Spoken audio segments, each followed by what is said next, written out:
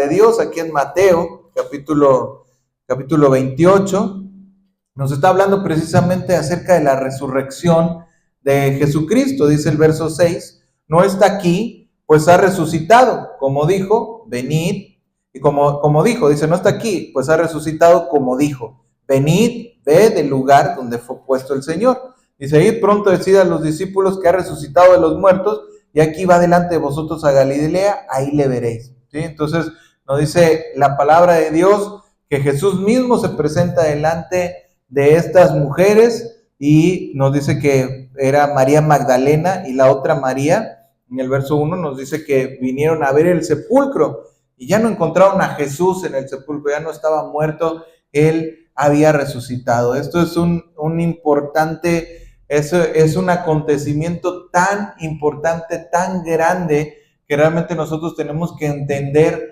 que la palabra de Dios, cuando nos habla acerca de la resurrección de Jesús, nos está hablando de uno de los fundamentos más importantes, más relevantes de la fe cristiana. O sea, si tú quitas la resurrección de Cristo, prácticamente se destruye todo el cristianismo. ¿Sí? O sea, ¿por qué? Porque realmente así como era importante o es importante para nosotros creer en que Jesús murió por mí, murió por mis pecados para salvación, no podría ser salvo, no podría salvar, no podría ser el Hijo de Dios, no podría ser un Salvador si no estuviera vivo. ¿Sí? O sea, si no resucitó Jesús, entonces dice la Biblia, comamos y bebamos que mañana moriremos. O sea, no tenemos esperanza de vida eterna. ¿Sí? O sea, si realmente Jesús murió, sí, yo sé que Jesús murió, pero si no tengo en mi corazón la fe de que Jesús vive y resucitó y venció la muerte, entonces realmente no tengo la fe cristiana. ¿Sí? O sea, porque vive Él, puedo vivir yo. ¿Sí? Porque tiene Él vida y porque Él resucitó, creo que Él me va a resucitar a mí.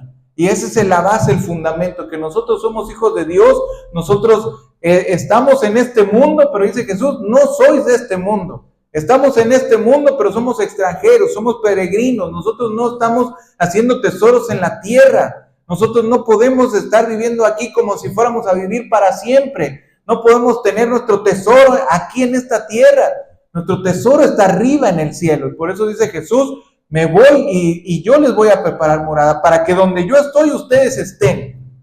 Nuestro tesoro está arriba. La visión del cristiano es una vida eterna. No, el cristiano no vive para esta vida, no hace tesoros en este mundo, no busca las cosas de esta tierra. ¿Por qué? Porque su esperanza está en el cielo. ¿Por qué? Porque su Señor, porque su Salvador resucitó.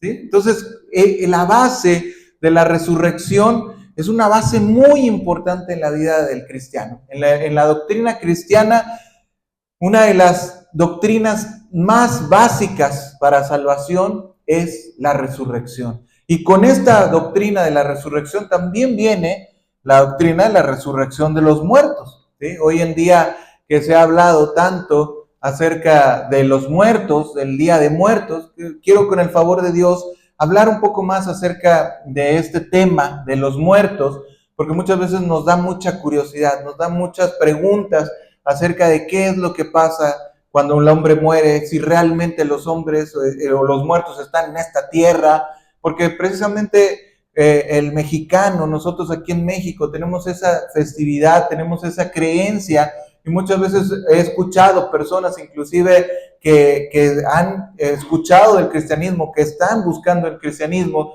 y ellos piensan que todavía, por ejemplo, puede existir la Llorona, o puede existir personas que son muertos y que están aquí en el mundo como almas en pena. Vamos a ver realmente qué es lo que Dios nos dice al respecto, qué es lo que Dios piensa al respecto, para que nosotros también podamos tener paz, podamos tener seguridad, podamos estar fundamentados en la palabra de Dios. ¿Sí? Al principio los mismos discípulos batallaron para creer que Jesús se había levantado de los muertos. Él mismo les había predicho, les había dicho que Él iba a resucitar, pero de todas maneras los discípulos batallaron en entender esa parte de la resurrección. Desde antes de la crucifixión ellos huyeron tristes, desalentados, porque pues realmente vieron que Jesús había sido aprehendido y luego pues había sido condenado a muerte. Solamente Pedro, él dijo, Señor, yo te voy a seguir a donde quiera que vayas, mi vida doy por ti. ¿Sí? Y cuando finalmente Pedro le dice, le dice Jesús a Pedro, ¿tu vida pondrás por mí? Pues te digo que no va a pasar todavía que el gallo cante 3 veces cuando tú ya me habrás negado 3 veces, ¿no? O sea, Pedro fue el único que en este sentido, pues fue más fiel de acompañar o de ir a ver a dónde estaba Jesús, ¿sí? En eso se lo tenemos que reconocer. Pero como Pedro estaba un poco, pues a lo mejor él decía, yo sí voy a poner mi vida por Dios. Pero Jesús le dice, Pedro, pues el diablo te ha pedido para zarandearte. Entonces, como que, pues de todos, a lo mejor es el que más negativo se ve el testimonio, porque dices, bueno, pues negó a Cristo. Y no solamente lo negó, maldijo y tantas cosas, ¿no? Fingió que no lo conocía, etcétera. Sí, es el que más se nos queda en la mente. Pero también tenemos que pensar que solo Pedro fue el único que lo siguió. Todos los demás huyeron, ¿verdad? O sea, todos los demás ni siquiera se acercaron. Pero Pedro sí quería acercarse donde estaba Jesús, como para ver qué podía hacer por él. Pero finalmente se cumple la palabra de Dios y Pedro sí niega a Jesús, pero también dice, vuelto, una vez que vuelvas, edifica, ¿no? O sea, para que seas de edificación a los demás, a tus hermanos. Entonces, realmente Jesús sabía que iba a caer Pedro, pero también sabía que esa caída le iba a servir para poder volver con mayor fuerza después de esta situación. Entonces, realmente vemos que Jesús, él, pues, después de que él muere, él recupera su vida. Dice, mi vida doy y nadie me la quita. Yo la pongo, ¿sí? De mi propia voluntad. Yo la pongo y la vuelvo a tomar, ¿sí? O sea, así nos dice la palabra de Dios. Por eso Jesús es las primicias de la resurrección. Nos dice la Escritura, que Él fue vuelto las primicias en la resurrección. Porque Él tenía que resucitar primero para abrir ese camino de vuelta al Padre. O sea, antes que Él no había resurrección de los muertos. Antes que Él, se decía, o la Biblia nos enseña y nos dice, y durmió con sus padres, ¿verdad? O sea, no era así como hoy. El día de hoy Jesús se vuelve las primicias de la resurrección y dice que inclusive cuando Él resucita, resucitaron también muertos y se levantaron de las tumbas, ¿sí? Y a muchas personas aparecieron. Por eso de ahí la religión tradicional se toma de que pues los muertos andan en el mundo, pero no, o sea, la verdad es que los muertos no están en este mundo. La palabra de Dios, ahorita lo vamos a ver, nos enseña claramente acerca de eso. Cuando Jesús muere, sí, Él abre el camino al Padre, se abre ese camino de la gracia, un nuevo pacto, le dice a Jesús en la última cena a los discípulos, mi carne la entrego por ustedes, mi sangre la entrego por ustedes, este es el pan, este pan es mi carne que es entregada por ustedes, esta copa es mi sangre que es la sangre del nuevo pacto. Jesús estaba dando un nuevo pacto. ¿Qué es el nuevo pacto? La gracia. ¿Cuál era el pacto antiguo? El pacto de la ley, el pacto de Moisés, el pacto de los 10 mandamientos, de la ley del Sinaí. Pero ahora Jesús venía y estaba dando su vida, su muerte, su cuerpo, su sangre por ti y por mí. ¿Para qué? Para abrir un camino al Padre. Y ese camino al Padre precisamente se abre totalmente cuando Jesús dice consumado es, muere y resucita. Y cuando resucita, entonces todos tenemos ese camino abierto de la gracia para subir al cielo y resucitar para vida eterna. El mensaje de la resurrección nos declara que Jesucristo vive, aunque algunos creen que Él es un personaje bíblico, una figura histórica, un buen hombre, un profeta, incluso lo han puesto en algunos rankings mundiales como el hombre más sabio del mundo, pero realmente no es un sabio, no es un hombre, es Dios, y es Dios que está vivo. Muchos profetas que han hablado acerca de las religiones, como Mahoma, como Buda, como diferentes profetas de las grandes religiones, todos han muerto y sus tumbas están al presente en sus lugares. O sea, ellos están ahí, o sea, sus cuerpos están ahí en la tumba. El único que no está en una tumba es Jesús. Es el único que ha podido dar su vida en rescate por muchos y que realmente hoy no encuentras y no encontrarás su cuerpo en esta tierra porque Él resucitó. Como creyentes sabemos que Él es más que un profeta, Él es Dios, ¿sí? Y está a la diestra del Padre abogando por nosotros. Y hoy dice que está preparando para nosotros moradas eternas, ¿sí? Entonces vamos a ver Apocalipsis 1:18, dice la palabra de Dios. Vamos a tener los textos aquí por si usted no los quiere buscar o no los busca rápido, aquí los vemos en la pantalla. Dice la palabra, Apocalipsis 1, en el verso 18, y el que vivo y estuve muerto, son palabras de Jesús, por eso están en rojo, y el que vivo y estuve muerto, mas he aquí que vivo por los siglos de los siglos, amén, y tengo las llaves ¿de qué? De la muerte y del Hades. Antes el Hades se consideraba que era el lugar de los muertos, ¿sí? O sea, en la cultura judía se tenía este nombre o esta creencia que los muertos iban a un lugar y el lugar de los muertos era el Hades.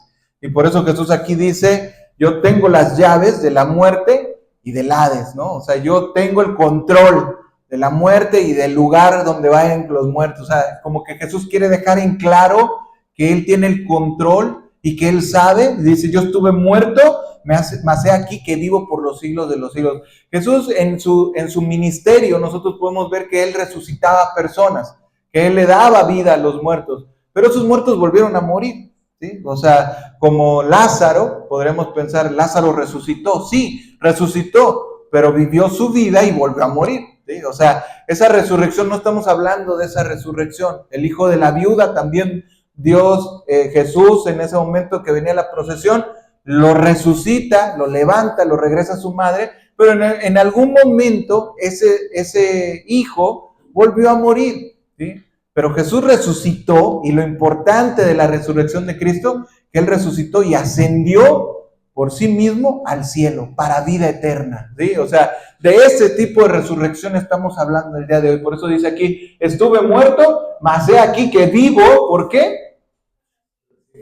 Por los siglos de los siglos. ¿Qué quiere decir eso? Por la eternidad, para siempre. Yo ya no voy a morir, yo ya no dejaré de vivir, mi vida es eterna. ¿Y tú sabías que tu alma, tu espíritu es eterno? Somos eternos. Dios puso eternidad en el corazón del hombre, dice la palabra. O sea, Dios ha puesto, hay algo en ti, en tu corazón, en tu mente, que a ti te dice que no se acaba todo en esta tierra, que no se acaba todo en la tumba, que cuando tú estés en una tumba o te incineren y te metan a un horno para quemar tu cuerpo y todo lo que, tus restos en esta tierra, algo te dice a ti que no es el fin. Algo te dice en tu mente, en tu corazón, que no se acaba todo aquí, ¿sí? O sea, ¿qué es eso? Es la eternidad que Dios puso en tu corazón. ¿Cómo puedes saber que hay algo más? Porque Jesús está en el cielo. Porque Jesús es eterno. Porque Jesús nos lo está diciendo. Yo vivo por los siglos de los siglos. ¿Sí? Estuve muerto. ¿Cuál es la particularidad de Jesús? Que Él estuvo muerto, pero nadie lo tuvo que resucitar. Él, por su poder, tomó su vida, la entregó y la volvió a recobrar. ¿Por qué? Porque tiene poder para hacerlo. Nadie tiene ese poder, solamente Jesús. Tú no puedes decir voy a morir y voy a volver a vivir. Nadie. No puedes hacer eso. Los mismos que resucitaron no pudieron decir eso. Necesitaron que Jesús lo resucitara, pero resucitaron y volvieron a morir. Eso solamente fue una extensión de la vida. Como cuando estás enfermo y te curas. Bueno, te enfermaste, te curaste, sí, pero no, te puedes volver a enfermar. O sea, no ese es el sentido. El sentido es que Jesús murió y resucitó por los siglos de los siglos. Amén. Y nos dice entonces la palabra que también nosotros somos perdonados. Nuestros pecados han sido perdonados no por nuestras buenas obras, ni porque nos portemos bien, ¿sí? Aunque el portarse bien o el hacer los mandamientos de Cristo es a causa del amor a Dios. Dice la palabra, si me amáis, guardad mis mandamientos. O sea, el perdonado, el redimido, el Hijo de Dios hace los mandamientos de Dios no porque eso lo perdone, no porque eso cubra el pecado, no porque eso lo compense en una balanza, no. Yo sigo los mandamientos de Cristo porque lo amo. ¿Por qué lo amo? Porque Él murió por mí, porque Él me perdonó, porque Él me amó. Primero uno murió, dice, y luego todos murieron por Él. O sea, Jesús puso su vida para que tú y yo también nos neguemos a nosotros mismos, tomemos nuestra cruz y lo sigamos. Nosotros somos perdonados. Por este acto el Padre lo levantó de los muertos y ratificó todo lo que su Hijo había afirmado de sí mismo. Como resucitado, también Jesús tiene poder. Hebreos 7:25.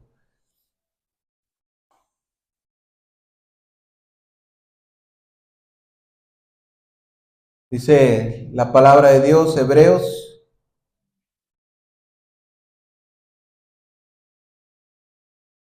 Hebreos 7:25 dice la palabra, por lo cual puede también salvar perpetuamente a los que por Él se acercan a Dios, viviendo siempre para interceder por ellos. Dice la palabra, por lo cual puede también salvar perpetuamente a los que por Él se acercan a Dios, viviendo para interceder por ellos. Dice la palabra que Jesús nos puede salvar perpetuamente, ¿sí? Perpetuamente quiere decir para siempre, porque Él vive para interceder también por nosotros. Nosotros viviremos para siempre. Cristo dijo, dice en Juan 11:25, dice Jesús, yo soy la resurrección y la vida. El que cree en mí, aunque esté muerto, ¿qué?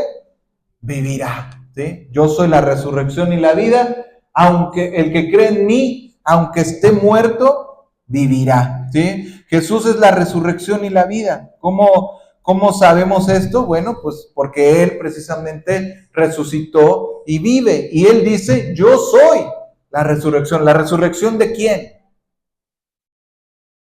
Cuando dice Jesús, yo soy ¿la resurrección de quién? De nosotros, ¿verdad? La resurrección de los muertos, la resurrección de todos los que debemos de resucitar en su nombre. Yo soy la resurrección y la vida. ¿La vida de quién? La vida que yo necesito, ¿verdad? El que cree en mí, dice, aunque esté muerto, ¿qué? Vivirá. ¿Por qué? ¿Por qué vivirá? Porque Él te va a dar la vida. Aunque los creyentes mueran físicamente como todos los demás, hablando espiritualmente, tenemos la promesa de vida eterna. Juan 3:16, este texto tan conocido, Juan 3:16, dice la palabra de Dios. Aquí lo tenemos proyectado para que no pierdan mucho tiempo. Igual si no lo tienen, aquí está. Porque de tal manera amó Dios al mundo que ha dado a su Hijo unigénito. ¿Qué significa unigénito? Único, ¿sí? A su único Hijo, para que todo aquel que en Él cree, ¿qué dice? No se pierda, mas tenga ¿qué? Vida eterna. ¿La vida eterna es aquí en este mundo? No, la vida eterna no es en este mundo. ¿La vida eterna dónde es? Después de la muerte, ¿sí? Cuando nosotros morimos, apenas empieza la vida, ¿sí? Y cuando haya pasado, ¿qué te gusta? 1000 años o 2000 años y tú estés en la eternidad, imagínate cuando te acuerdes, cuando hayan pasado 2000 años en la eternidad, imagínate que te acuerdas del tiempo que estuviste en la tierra. ¿Cuánto tiempo te gusta que estemos en esta tierra? ¿80? ¿100? ¿Cuántos años te gusta que estemos en esta tierra? Imagínate que te acuerdas cuando tengas 2000 años en la eternidad, te acuerdas, sí, hace tanto tiempo que estuve en la tierra. ¿Se te va a hacer mucho tiempo? O sea, el tiempo que estuviste en la tierra vas a decir, uy, fue un montón de tiempo. ¿Será mucho tiempo? No. Vamos a decir, como dice Proverbios, la vida del hombre es como la hierba que está en el campo. Ahorita la ves y mañana ya se pasó. ¿Sí? O sea, la vida eterna no se acaba. La vida eterna dura por los siglos, dice Jesús, por los siglos de los siglos. ¿Cuánto es un siglo? 100 años, ¿verdad? ¿Y cuánto es por los siglos de los siglos? Cuando dice la Biblia, por los siglos de los siglos, ¿qué son siglos de los siglos? ¿Cómo? Eternidad, ¿sí? Pero los siglos de los siglos serían 100 veces, ¿verdad? O sea, 100 veces y por 100 veces, pues sería un siglo de los siglos. Cuando dice sí, un siglo del siglo, ¿verdad? Un siglo del siglo serían 100 veces por 100, ¿verdad? pero cuando te dice los siglos de los siglos, o sea, multiplicas un montón de cienes por 100 veces, ¿no? O sea, exactamente es la eternidad, o sea, sin cuenta, o sea, sin contar, no tiene cuenta, ¿sí? O sea, los siglos de los siglos es para siempre, ¿sí? Entonces, por eso dice la palabra, para que todo aquel que en él cree no se pierda, mas tenga vida eterna. Pero nos dice, para todo aquel que en él cree, ¿sí? O sea, es importante que nosotros tengamos la fe en Jesús, por lo que en su momento, en el momento de morir, nuestros espíritus salen de nuestro cuerpo e inmediatamente, ¿a dónde van? ¿Qué pasa cuando morimos?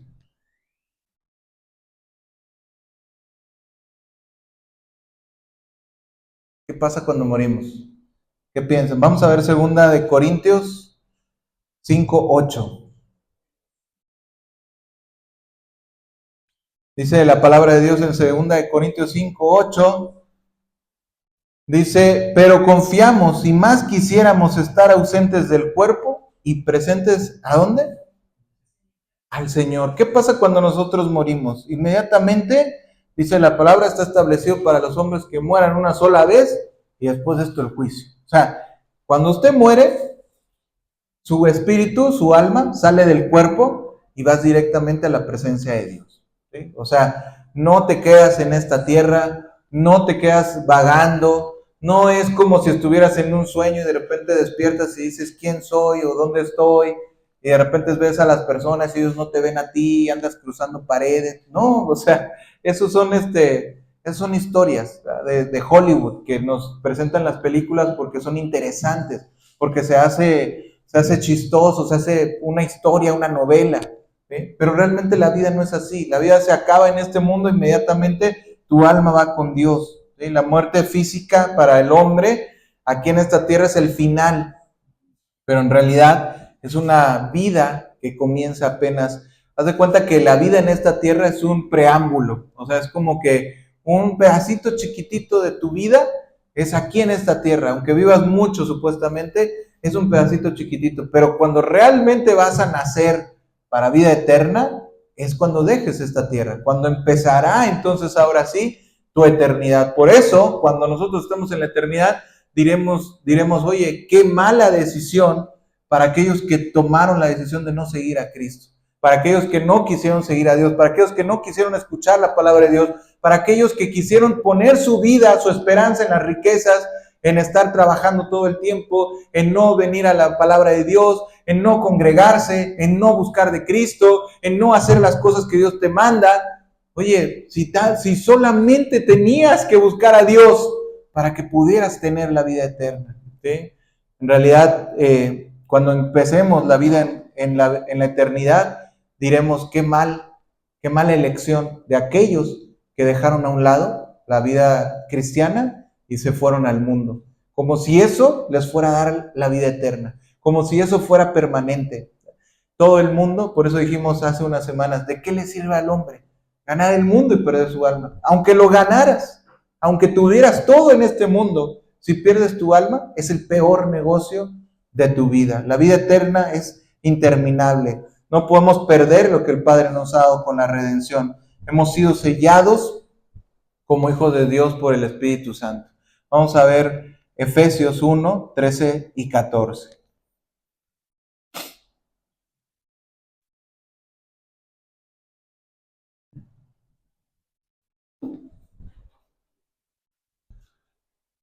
Dice la palabra, en él también vosotros habiendo oído la palabra de verdad, el evangelio de vuestra salvación y habiendo creído en él, fuisteis sellados con el Espíritu Santo de la promesa, que es las arras de nuestra herencia hasta la redención de la posesión adquirida para alabanza de su gloria. Nos dice la palabra de Dios en este verso 13, que fuimos sellados con el Espíritu Santo de la promesa. ¿Cómo es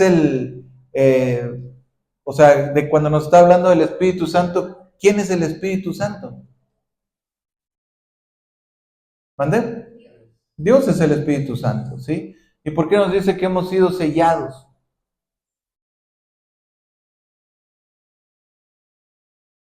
Fuiste sellados con el Espíritu Santo. ¿A qué se refiere? ¿A que Dios lo puso ahí? Ajá.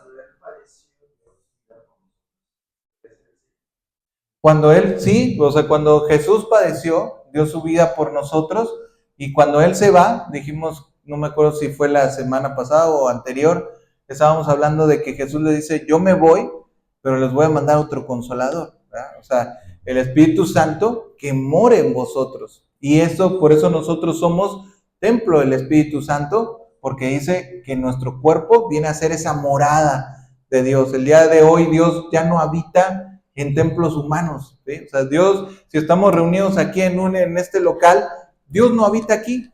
O sea, la presencia de Dios no está en el local, ¿sí? O sea, ni en ningún otro local. En los templos católicos o en los templos anglicanos, o donde tú veas un templo grandísimo y todas las cosas y figuras que ponen, ahí no está Dios, ¿sí? O sea, ahí no está Dios.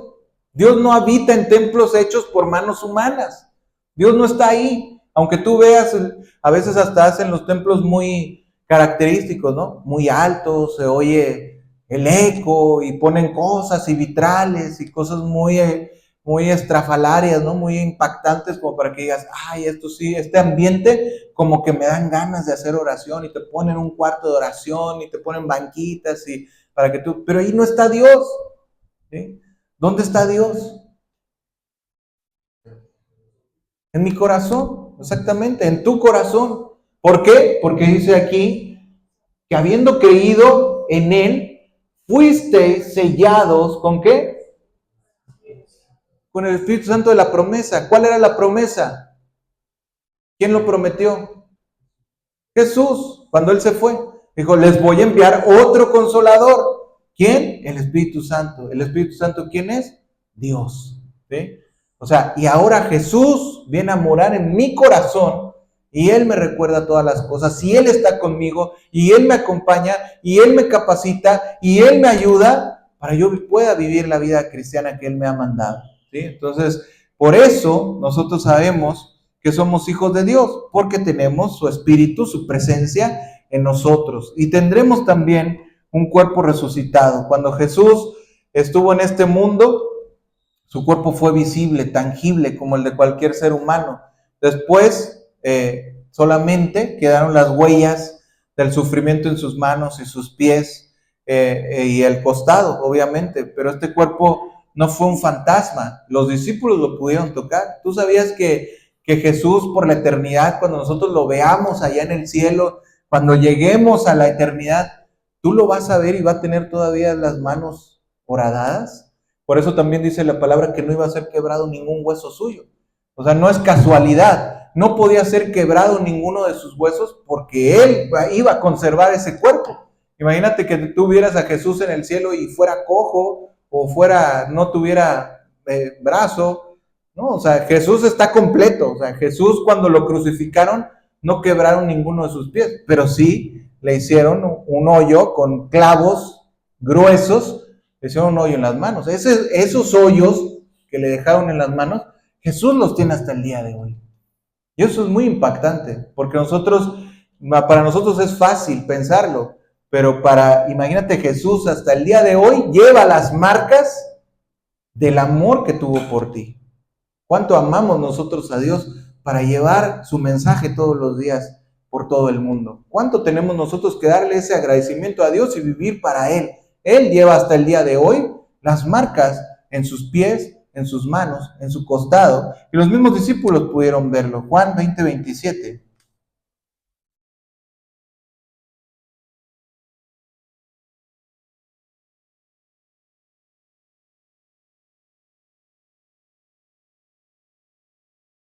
Dice la palabra. Luego dijo a Tomás, pon aquí tu dedo, mira mis manos, acerca tu mano y métela en mi costado, y no seas incrédulo, sino creyente. ¿Por qué le dice Jesús a Tomás, no seas incrédulo, sino sé creyente? ¿Alguien se acuerda? Él no creía, ¿no? O sea, dice la palabra que un día se apareció Jesús a los discípulos y pues Tomás no estaba. Y le platican a Tomás, oye, vino el maestro. ¿Y qué dijo Tomás? ¿Qué dijo?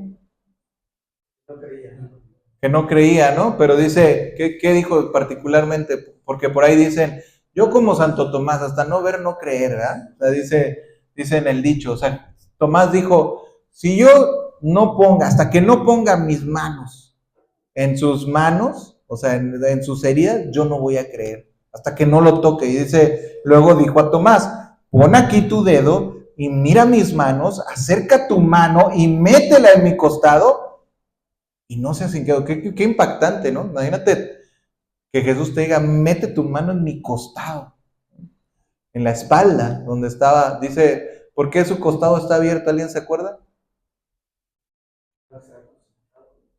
El soldado dice que le iban a quebrar las piernas, ¿no? Porque generalmente cuando una persona estaba colgado en la cruz, le quebraban las piernas para que pues se venciera el peso y ya si todavía estaba medio moribundo, pues ya con eso, o sea, te cortaban toda posibilidad de que estuvieras vivo. Pero dice que cuando vieron a Jesús, lo vieron ya muerto. Y dice que el soldado, pues ya nada más lo que hizo fue, con una lanza, metió la lanza en el costado y salió agua, ¿no? Entonces eso quiere decir, ¿qué quiere decir? Pues que el corazón ya estaba detenido, o sea, ya estaba muy muerto, porque pues ya los pulmones ya hasta tenían agua. Entonces, pues ya cuando sale agua de él, pues no, pues esta persona ya tiene rato que ya murió. ¿Sí? Entonces, por eso ya ni siquiera le quebraron las piernas. Y eso era una profecía, o sea, no debían de quebrar ningún hueso alguno. Entonces, por eso dice aquí que Jesús le dice, métela en mi costado, no seas incrédulo, sino creyente. Así tenemos que ser nosotros. Nosotros, dice Jesús, bienaventurados los que creen y no vieron. Nosotros somos creyentes y no hemos visto físicamente, creo que aquí los que estamos presentes no hemos visto físicamente a Jesús. Pues somos creyentes, como Jesús quiere que seamos, ¿no? Vamos al siguiente punto.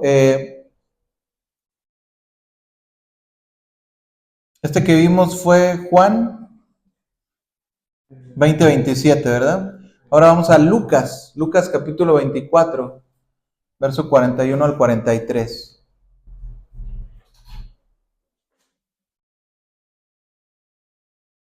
Dice, como todavía ellos de gozo no lo creían y estaban maravillados, les dijo, ¿tenéis aquí algo de comer? Entonces le dieron parte de un pez asado y de un panal de miel.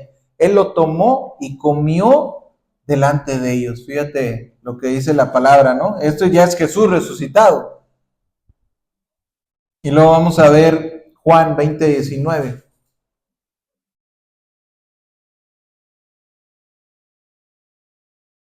Sin embargo, podemos ver que su cuerpo estaba glorificado. O sea, ya el cuerpo de Jesús en ese momento estaba glorificado. ¿Cómo podemos saber? Porque él podía desaparecer y aparecerse en un instante y podía como ser traspuesto, o sea, ir de un lugar a otro inmediatamente, o sea, desaparecer de la vista de los demás, ¿no? O sea, aquí vimos que sí lo podían tocar, sí podía incluso comer, e inclusive aquí nos dice la palabra, cuando llegó la noche, aquel mismo día, el primero de la semana, estando las puertas cerradas. ¿Por qué nos dice la Biblia que estaban las puertas cerradas? Bueno, para que entendamos que Jesús entró estando las puertas cerradas, en el lugar donde los discípulos estaban reunidos por miedo de los judíos. Jesús vino y puesto en medio les dijo, paz a vosotros. ¿Cómo entró Jesús?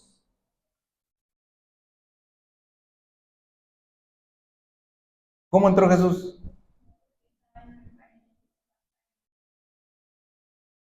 O sea, entró sin necesidad de pasar la puerta, ¿no? O sea, traspasó. O sea, llegó y se apareció. O sea, ¿por qué? Porque su cuerpo estaba ya glorificado. O sea, ya no necesitaba, ya no era un cuerpo humano, sino era un cuerpo glorificado, ¿sí? Entonces, él dice que podía pasar de un lugar a otro. Lucas 24, verso 30 y 31.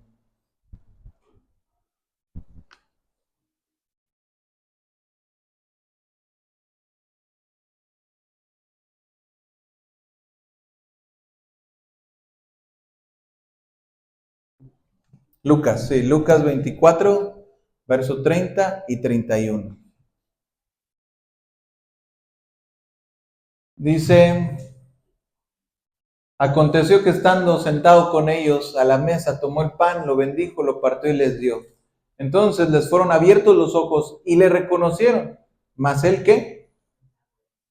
Se desapareció de su vista, ¿sí? O sea, nos dice que él podía hacer este tipo de cosas. Estuvo un tiempo, dice la palabra, que inclusive fueron alrededor como de 500 personas las que vieron a Jesús en ese tiempo. Después de que él resucita, estuvo un tiempo en la tierra. ¿Por qué? Porque precisamente él quería que quedara claro que él estaba vivo, que lo vieran, que platicaran con él, que lo tocaran, que hubiera un testimonio muy fuerte. Inclusive en aquel tiempo, uno de los requisitos para ser un apóstol era precisamente que hubieras visto resucitado a Jesús. O sea, tú no podías ejercer un apostolado, no podías ser un candidato, inclusive a ser un apóstol, si no habías visto a Jesús resucitado. O sea, había sido tanta gente que había visto a Jesús que tú no podías portar el ministerio de un apostolado si no tenías esa parte, ¿no? Por eso dice Pablo, yo como un abortivo, pues fui llamado. ¿Por qué? Porque Pablo vio a Jesús resucitado ya posteriormente. Creo que fue el último de las personas que vieron a Jesús ya resucitado, ¿no? Entonces, realmente él dice que fue un abortivo porque pues ya había pasado todo ese tiempo donde la mayor parte de la gente había visto a Jesús. Pero Pablo pudo ser llamado apóstol porque todavía tuvo el regalo de haber visto a Jesús resucitado, de hablar con él. Entonces, la Biblia nos enseña que nosotros también vamos a tener cuerpos nuevos. En Romanos 8:23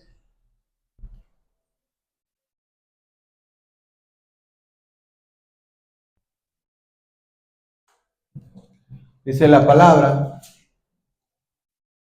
Romanos 8:23, y no solo ella, sino que también nosotros mismos que tenemos las primicias del Espíritu, nosotros también gemimos dentro de nosotros mismos esperando la adopción, la redención de nuestro cuerpo. Dice la palabra que la creación misma gime, ¿verdad? Verso 21. Perdón, verso 22 dice, porque sabemos que toda la creación gime a una y aún está con dolores de parto hasta ahora, ¿sí?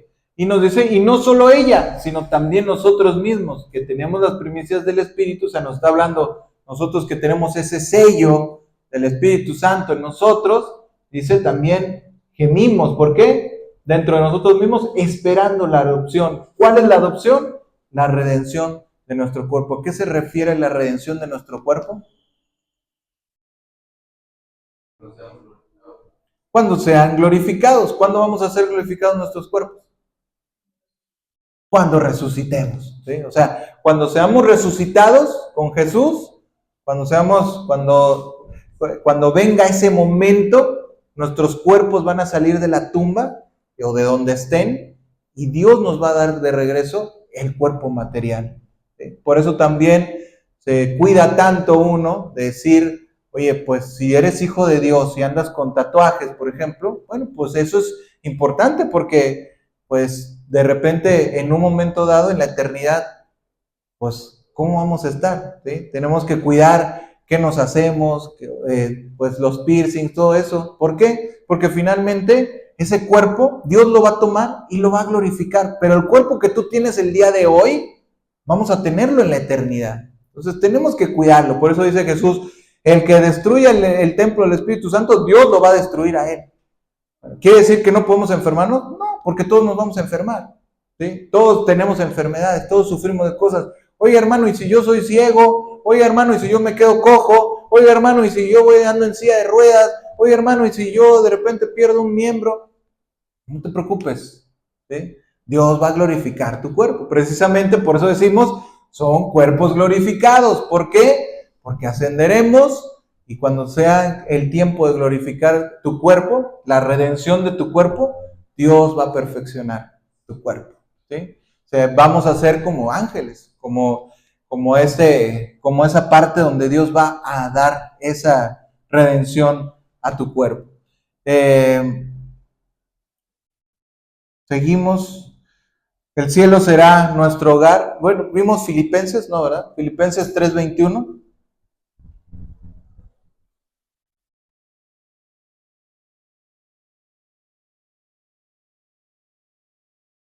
el cual transformará el cuerpo de la humillación nuestra para que sea semejante al cuerpo de la gloria suya. Dice, fíjate cómo dice aquí, transformará lo que hablábamos ahorita, ¿no? O sea, Dios va a transformar el cuerpo de la humillación nuestra para que sea semejante al cuerpo de la gloria suya, por el poder con el cual puede también sujetar a sí mismo todas las cosas. Hay algunas personas que preguntan, ¿y nos vamos a conocer? ¿Vamos a saber quiénes somos? Sí, sí vamos a saber. Tú vas a ver a tus familiares y vas a saber, ahí está mi mamá, ahí está mi hermano, ahí está mi papá. ¿Sí? ¿Por qué? Porque precisamente nos dicen en el Apocalipsis, cuando Juan ve el Apocalipsis, dice que él sabía quiénes eran. ¿Sí? Los 24 ancianos, la gente que estaba ahí delante de Jesús, los que habían subido, los mártires, o sea, se identificaban las personas. ¿Sí? Entonces, imagínate, ahí estaremos alabando a Dios y a lo mejor al lado tuyo podrías tener a Moisés, podrías tener a Elías, podrías tener a David frente a ti o atrás de ti, alabando todos, levantando nuestras manos y alabando a Cristo, a los apóstoles, a Jesús mismo. Dice que Él enjugará las lágrimas de nosotros, ¿verdad? O sea, cuando nosotros ya pasé todo el dolor, todo lo que hayamos trabajado en esta tierra por Jesús, entonces dice que Él mismo nos va a consolar en esa eternidad. Entonces realmente tenemos que tener esta expectativa del cielo como nuestro hogar. Apocalipsis 22:3, ya casi vamos a terminar.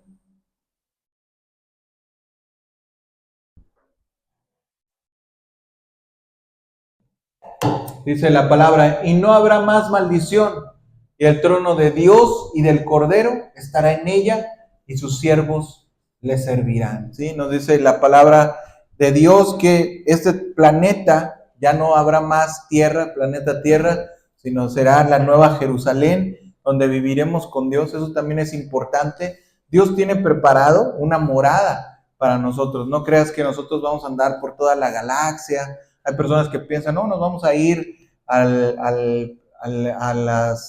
las estrellas o ahí en el espacio. No, Dios tiene un lugar donde vamos a vivir y donde ahí va a estar Jesús.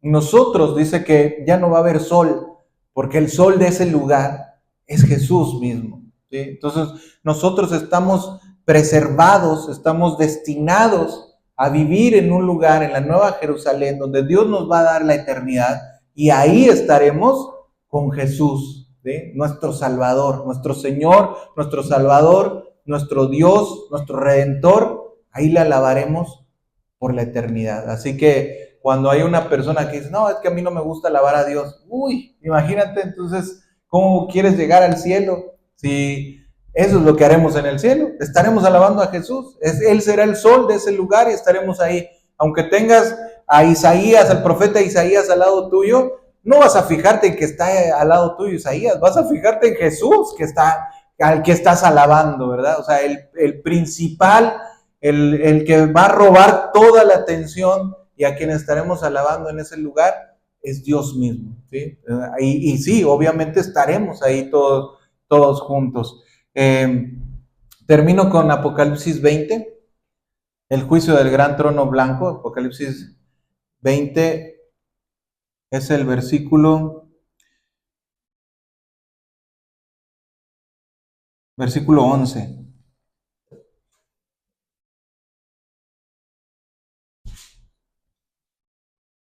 Dice la palabra, y vi un gran trono blanco, al que estaba sentado en él, de delante del cual huyeron la tierra, el cielo, y ningún lugar se encontró para ellos.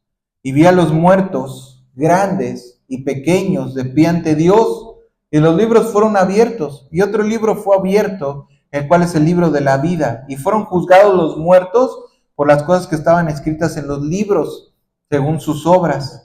Y el mar entregó los muertos que había en él, y la muerte y el Hades entregaron los muertos que había en ellos, y fueron juzgados cada uno según sus obras. Y la muerte y el Hades fueron lanzados al lago de fuego. Esta es la muerte segunda. Y el que no se halló inscrito en el libro de la vida fue lanzado al lago de fuego. ¿sí? Nos dice entonces la palabra de Dios. Aquí tenemos una prueba de la eternidad, de lo que va a suceder cuando nosotros morimos. Entonces, recapitulando la enseñanza del día de hoy, cuando nosotros morimos, sí, el cuerpo se queda aquí, en esta tierra, no se va a ningún lado. No creas esos cuentos de que, pues los muertos en las noches salen y andan vagando o andan haciendo fiesta.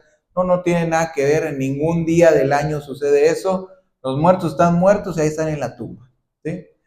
O en donde estén, porque dice que hasta el mar entregó la gente que ha sufrido en algún naufragio, etcétera, ¿verdad? O sea, dice, los muertos están muertos, sus cuerpos están ahí, pero en cuanto tú mueres, sale tu espíritu, tu alma, y te vas directo con Dios, ¿verdad? Dice que ya está establecido para los hombres que mueran una sola vez, ¿ok? Entonces nos vamos con Dios y nos dice que va a haber un día en el cual Jesús, que fue las primicias de la resurrección, pues va a venir de regreso por segunda vez a esta tierra y entonces juzgará a las naciones. Aquí nos hace el recuento Apocalipsis de cómo va a ser ese juicio a las naciones. Entonces, cuando ya sean reunidas las naciones y entonces venga Jesús por segunda vez a esta tierra, todos los cuerpos se van a presentar delante de Él. Tendremos un cuerpo glorificado, unos resucitarán para vida y otros resucitarán para muerte, ¿sí? Los que estén escritos en el libro de la vida. Por eso Jesús, entendemos ahora, cuando dice la palabra de Dios que regresaron los discípulos de estar liberando demonios y de estar sanando enfermos y de estar predicando, dice que los mandó de dos en dos y regresaron todos muy gozosos y decían que hasta los demonios se les sujetaban.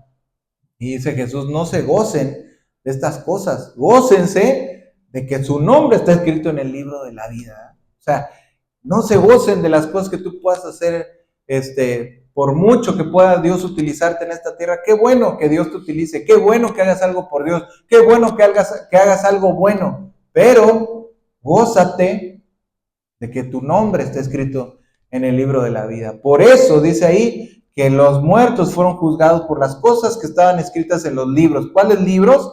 Dice, los libros fueron abiertos y otro libro fue abierto, el cual es el libro de la vida. ¿Qué nos enseña la palabra de Dios? Que nuestras acciones son escritas delante de Dios, ¿sí? Lo que nosotros hacemos día con día está escrito delante de Dios. Los libros son escritos. Y dice que en ese momento se abrirán los libros y entonces se abrirán las obras de cada quien. Fulanito este día hizo esto, fue a la iglesia, terminando hizo lo otro, pensó esto, etc. ¿Sí? Cuando dice la palabra que otro libro fue abierto, el cual es el libro de la vida, y fueron juzgados por las cosas que estaban escritas en los libros, ¿sí? Y dice al final, el que no se halló inscrito en el libro de la vida fue lanzado al lago de fuego. No importa para aquellas personas que dicen, es que yo no le hago mal a nadie, ¿sí? No importa qué tan bueno o malo seas en ese sentido, sino dice, gózate que tu nombre esté en el libro de la vida. O sea, lo importante es que nosotros estemos con Dios, porque si estamos con Dios, tu nombre está ahí asegurado, y el que esté en ese libro de la vida será entonces llevado con Jesús. Amén. Vamos a terminar entonces el mensaje de esta mañana. Si gustan, nos ponemos de pie para hacer una oración.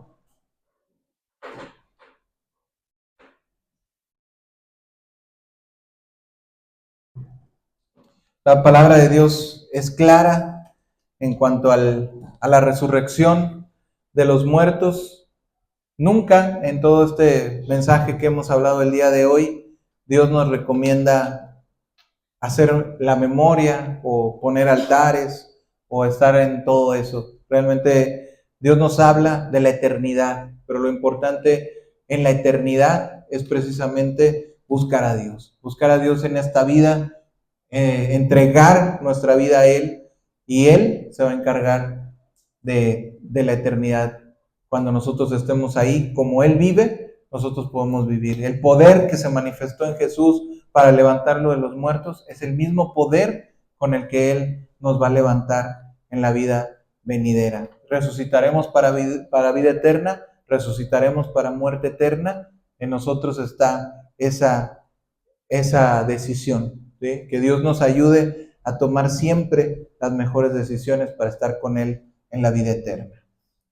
Padre, te damos gracias, Señor, en esta mañana por tu palabra. Te damos gracias porque nos hablas claramente, nos enseñas el poder que tienes tú. Por eso todos los domingos estamos aquí alabándote, dándote gracias, porque los domingos para nosotros es un día especial. Recordamos que ese primer día de la semana tú resucitaste, Señor.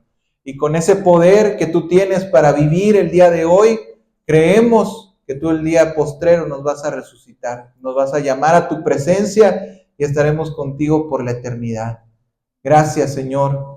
Gracias porque cada domingo es un día de celebración. Cada domingo es un día especial porque sabemos que tú estás ahí, vivo, presente, intercediendo por nosotros, dando tu vida completa todo el tiempo, desde que veniste a esta tierra, antes de ello. Pero hoy sigues intercediendo por nosotros, preocupándote por tu iglesia. Gracias, Señor. Que tu iglesia también pueda ser este mismo estilo de vida contigo, Señor. Gracias por tu amor, gracias por tu bondad. Te damos gracias por esta semana que comienza, Señor, y te pedimos que nos ayudes, que nos bendigas, que nos enseñes cada día a estar en tu voluntad. En el nombre poderoso de Jesús, amén y amén.